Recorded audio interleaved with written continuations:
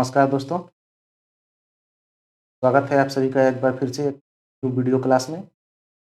तो आज के क्लास में हम लोग पांडे सर के बुक से आधुनिक भारत के अध्याय 5 भारत में ब्रिटिश राज्य का भाव है का ऑब्जेक्टिव हम लोग पढ़ेंगे। दोस्तों, उम्मीद कर रहे हैं वीडियो आप लोग को अच्छा लग रहा है, पढ़ने में मज़ा आ रहा होगा। तो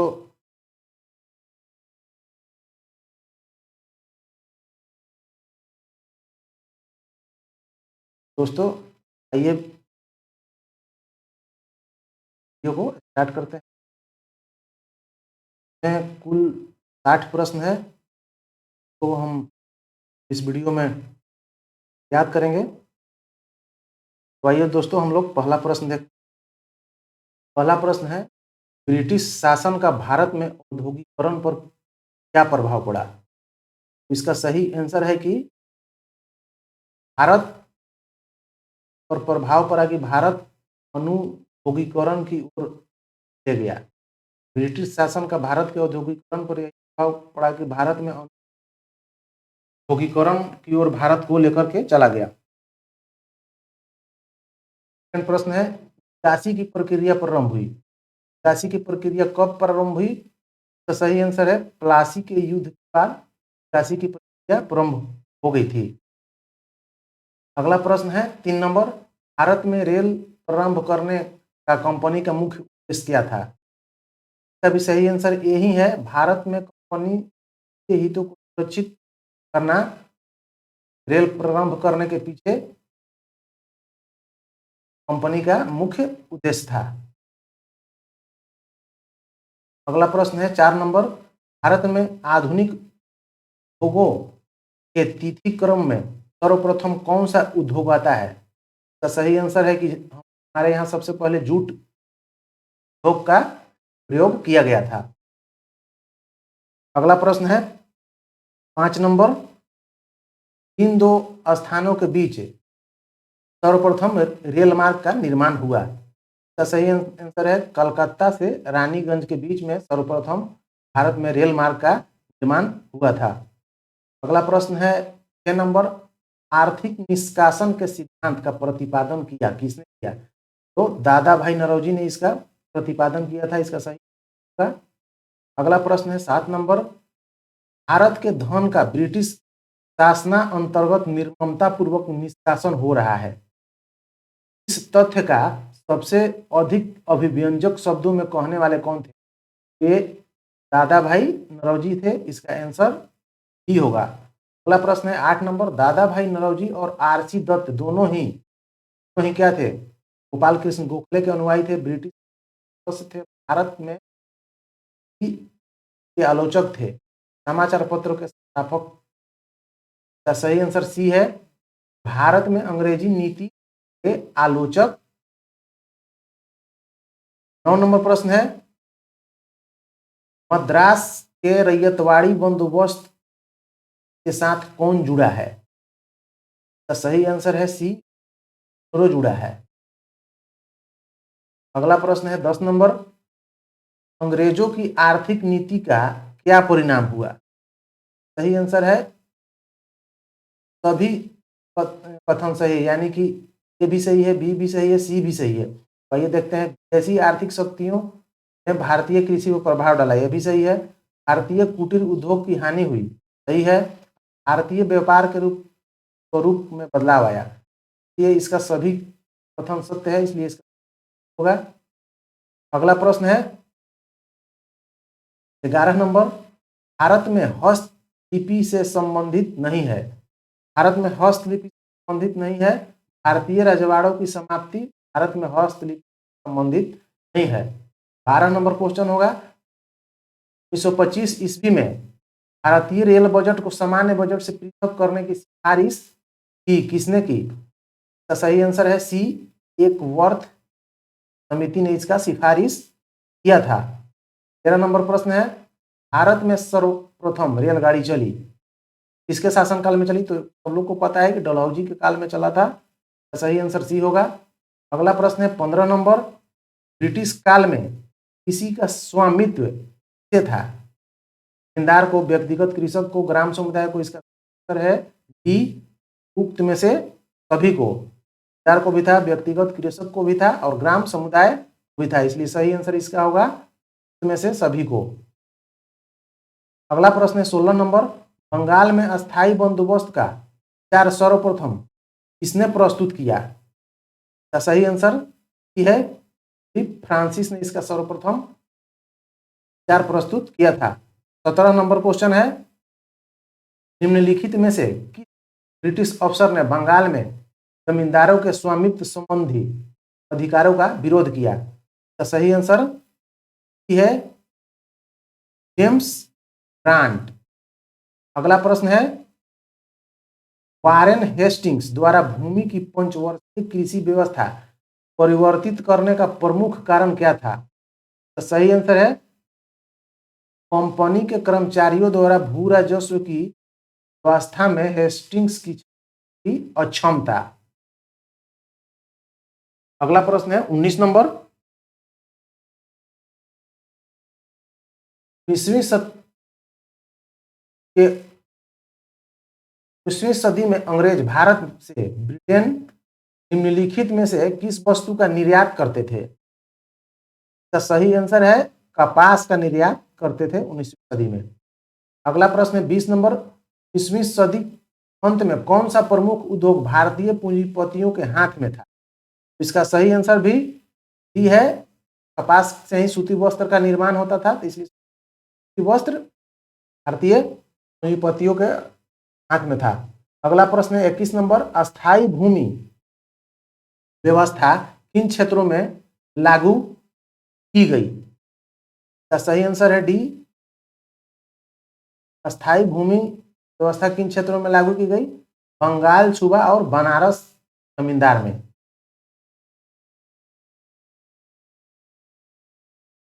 बाईस नंबर क्वेश्चन है, भारत में विदेशी पूंजी निवेश का प्रारंभ निम्न में से किस उद्योग से हुआ? तो सही आंसर है रेलवे से हुआ। भारत में विदेशी का निवेश रेलवे के स्थापित करने से हुआ था। 23 नंबर क्वेश्चन है, किस क्षेत्र में महालवाड़ी प्रथा लागू थी? तो सही आंसर है पंजाब के क्षेत्र में महालवाड़ी प्रथा लागू थी। 24 नंबर क्वेश्चन है अगला, रैयतवाड़ी प्रथा लागू थी। रैयतवाड़ी प्रथा कहाँ पे लागू थी? तो बंबई और मद्रास में रैयतवाड़ी प्रथा लागू थी।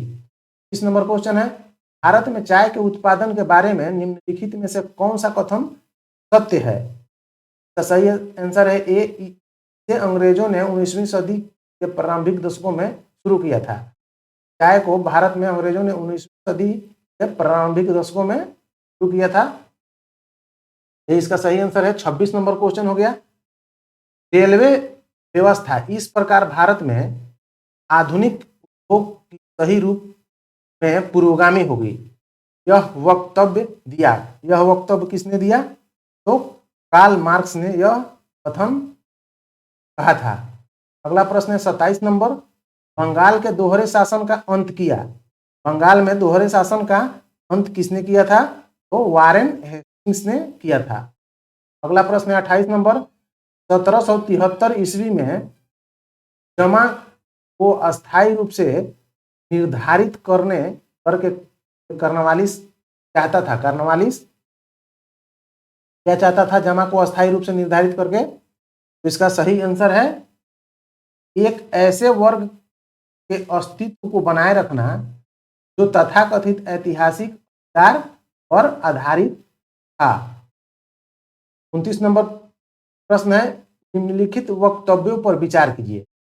आइए देखते हैं। कथन ए, अंग्रेजों ने भारत में 1916 ईस्वी में औद्योगिक आयोग का गठन किया।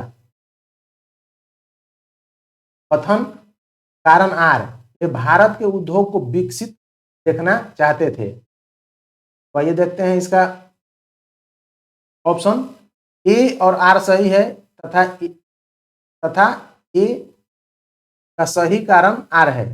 बी, ए और आर सही है परंतु ए का सही कारण आर नहीं है। ए सही है परंतु आर असत्य है। ए और आर दोनों असत्य है, यानी कि कथन और कारण दोनों असत्य है। तो इसका सही आंसर है सी, ए सही है परंतु आर कथन सही है परंतु कारण असत्य है। क्योंकि अंग्रेज ने भारत में 1916 में औद्योगिक आयोग का गठन किया था, लेकिन वे भारत में उद्योग को देखना नहीं चाहते थे। अगला प्रश्न है 30 नंबर, भारत में उद्योग प्रारंभ होते ही विदेशी पूंजी की भरमार हो गई। निम्नलिखित में से किस उद्योग में सर्वाधिक भारतीय पूंजी रही? इसका सही आंसर है सूती कपड़ा में सबसे अधिक भारतीय पूंजी रही थी। अगला प्रश्न है 31 नंबर, वह प्रथम भारतीय कौन था जिसने आर्थिक निकासी के सिद्धांत की ब्रिटिश पार्लियामेंट के हाउस ऑफ कॉमन में प्रस्तावना की थी? तो इसका सही आंसर है ए, दादा भाई नौरोजी ने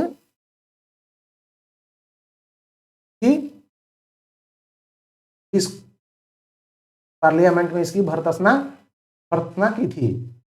अगला प्रश्न है 32 नंबर, निम्नलिखित में से ब्रिटिश सरकार के नीतियों के फलस्वरूप भारतीय कृषक वर्ग की जनता का कौन सा प्रमुख कारण था? तो सही आंसर है डी, ब्रिटिश शासन के अधिकतम काल में कृषक वर्ग पर अधिक भूमि लगान रहा, कारण भारतीय की निर्धनता का प्रमुख कारण है, क्योंकि बहुत अधिक लगान लिया जाता था। 33 नंबर क्वेश्चन है, निम्नलिखित में से किसने भारतीय कपड़ों के आयात पर भारी चुंगी लगाई अथवा रोक नहीं लगाया? तो इसका सही आंसर है हॉलैंड ने भारतीय कपड़ों के आयात पर बहुत ज्यादा कर लगा दिया था, लेकिन उससे रोक नहीं लगाया था। अगला प्रश्न है 34 नंबर, सूती कपड़ों के उत्पादन पर से आयात कर घटाने के लॉर्ड लिटन के निर्णय से निम्नलिखित में से किसे लाभ मिला? तो इसका सही आंसर है ये ब्रिटिश उद्योग को। अगला प्रश्न है 35 नंबर, दादा भाई नौरोजी ने प्रथम बार भारतीय धन की इंग्लैंड को निकासी को अपने किस लेख में स्पष्ट किया? इसका सही आंसर है ए, इंग्लैंड हेड टू इंडिया में। अगला प्रश्न है 36 नंबर, निम्नलिखित में से किस उद्योग में विदेशी पूंजी नहीं लगाई गई? तो इसका सही आंसर है बी, कपास में विदेशी पूंजी नहीं लगाया गया था। 37 नंबर प्रश्न है, ईस्ट इंडिया कंपनी ने भारत से रकम भेजने की समस्या प्रारंभ में कैसे सुलझाई? इसका सही आंसर है सी, नील के विकास एवं चीन को अफीम के निर्यात के द्वारा। अगला प्रश्न है 38 नंबर, कंपनी ने किस हेतु भारत में निवेश शब्द का प्रयोग प्रारंभ किया? तो इसका सही आंसर है भारतीय वस्तुओं को खरीदने के लिए उसके बुलियन आयात के लिए भारत में निवेश शब्द का प्रयोग प्रारंभ किया। 40 नंबर प्रश्न है, व्हिटले कमीशन का संबंध था, व्हिटले कमीशन का संबंध किससे था? तो श्रम से था। अगला प्रश्न है 40 नंबर, 18वीं शताब्दी में बंगाल में वस्त्र उद्योग के अवसान का निम्नलिखित में से कौन सा कारण था? तो सही आंसर है सी, ब्रिटेन को होने वाले निर्यात प्रशुल्क दर का क्या होना। अगला प्रश्न है 41 नंबर, नीचे 4 उद्योग दिए गए हैं जो भारत में अंग्रेजी शासन की अवधि में विकसित हुए। कौन कौन से उद्योग हैं जो भारत में अंग्रेजी शासन के समय में विकसित हुआ? यह है जूट उद्योग, डी लौह एवं इस्पात उद्योग, सी वस्त्र उद्योग या डी चीनी उद्योग। तो कूट दिया गया है कि कौन कौन सा है, तो इसका सही आंसर है बी, सबसे पहले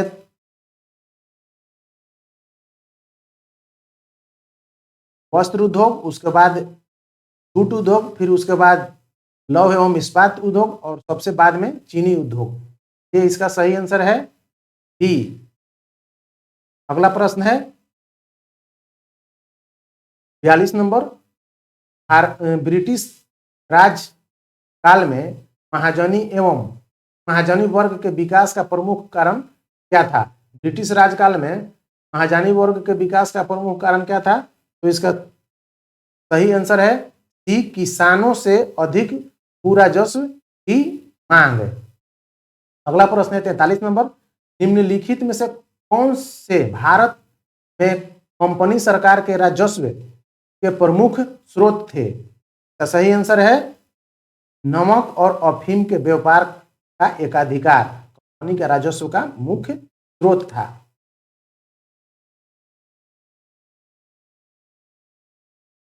इसे भू राजस्व भी इसका मुख्य स्रोत था। माल भाड़ा, रूपांतरण ऋण या फिर टाइर अर्थात सीमा शुल्क, पथ कर और उत्पादन कर का आंसर भी 5 भी इसका सही है। तो इसका सही आंसर हो जाएगा 1, 2 और 5 यानी कि डी इसका सही आंसर होगा 1, 2 और 5। अगला प्रश्न है 44 नंबर। बंगाल में 1757 से 1780 के बीच अंग्रेजों द्वारा किया गया संपत्ति का पलायन था। कितना पलायन था? 80 million pound, 180 million pound, 280 million pound या फिर 380 मिलियन पाउंड? तो इसका सही आंसर है 1757 से 1780 के बीच भारत अंग्रेजों के द्वारा भारत से 80 मिलियन पाउंड संपत्ति शासन कर लिया गया था। अगला प्रश्न है 45 नंबर। सरकारी साख सुझाव किसने दिया था? सही आंसर है ए, फ्रेडरिक निकल्सन ने सरकारी साख सुझाव दिया था। 46 नंबर प्रश्न है प्रथम वाणिज्यिक बैंक कहां पर था? प्रथम वाणिज्यिक बैंक कलकत्ता में स्थापित किया गया था। 40 नंबर प्रश्न है बंगाल में अकाल का कारण क्या था? बंगाल में अकाल का कारण सरकार द्वारा वस्तुओं को न भेजना बंगाल में अकाल का प्रमुख कारण था। 48 नंबर प्रश्न है भारत में ब्रिटिश आर्थिक नीति बनाई गई थी।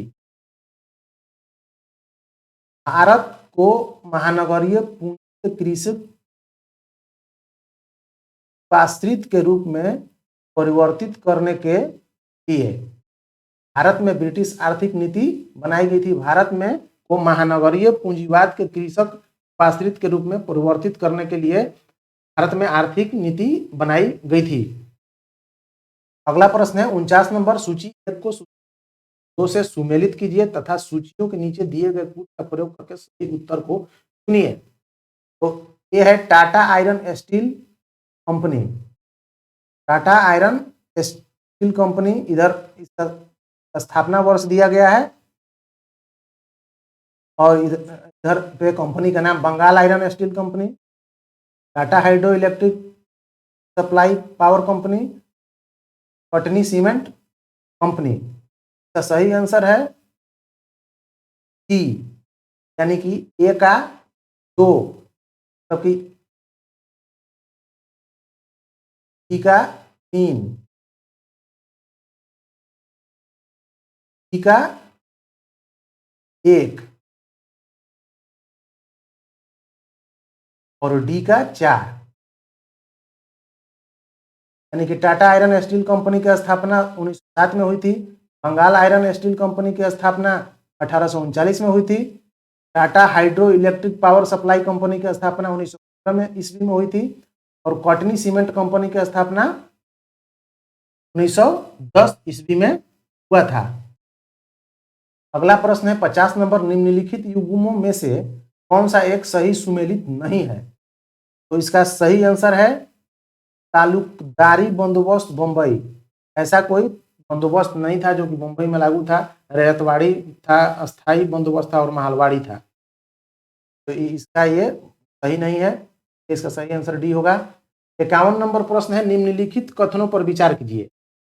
भारत से इंग्लैंड को गृह प्रभार के अंतर्गत 1858 ईस्वी तक होने वाले धन के अफवाह में शामिल था। एक है ईस्ट इंडिया कंपनी के मालिकों को लाभांश का भुगतान उसके शेयरधारकों के भुगतान के लिए, दूसरा है सार्वजनिक ऋण पर ब्याज, और तीसरा है रेलवे और सिंचाई संबंधी निर्माण कार्यों के लिए उधार ली गई पूंजी पर प्रत्याभूत ब्याज। 4 नंबर है इंडिया ऑफिस के लिए व्यय। तो युक्त में से कौन सा कथन सत्य है? तो इसका सही आंसर होगा 1, 2 और 3। 1, 2 और 3 सही है। इंडिया ऑफिस का व्यय उस समय नहीं, इसके द्वारा नहीं किया जाता था। धन जो भारत से भेजा जाता था उसके इंडिया ऑफिस के व्यय में शामिल नहीं था। तो इसलिए 51 का सही आंसर हो जाएगा आपका ए, 1, 2 और 3। अगला प्रश्न है 52 नंबर, अस्थायी बंदोबस्त के अधीन जमा किए गए भू राजस्व में जमींदारों का अंश कितना था, यानी कि जमींदारों को कितना हिस्सा मिलता था? तो इसका सही आंसर है सी, 1/11। 11 भाग में 1 भाग मिलता था। 53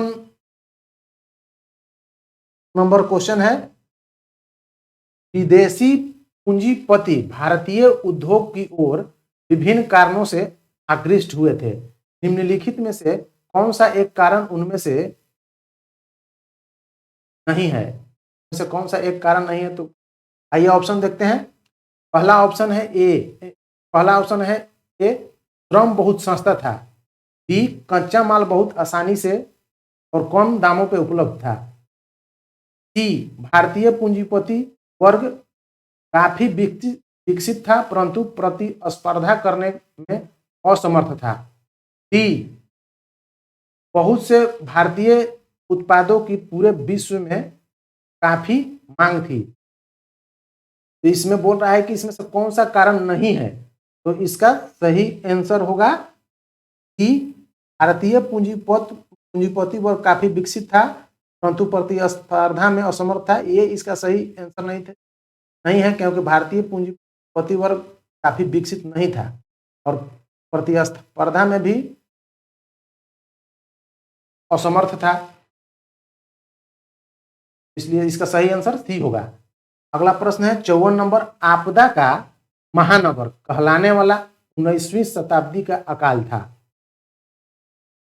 कहां पे? तो इसका सही आंसर होगा उड़ीसा का अकाल था। 1866-67 का उड़ीसा का अकाल। समय तो उड़ीसा, बंगाल, बिहार सारा मतलब बंगाल के ही अंग थे, लेकिन खास करके उधर उड़ीसा साइड में 1866-67 ईस्वी में 19वीं सदी में अकाल, भयानक अकाल था। आपदा का महासागर कहलाने लगा था। 55 नंबर क्वेश्चन है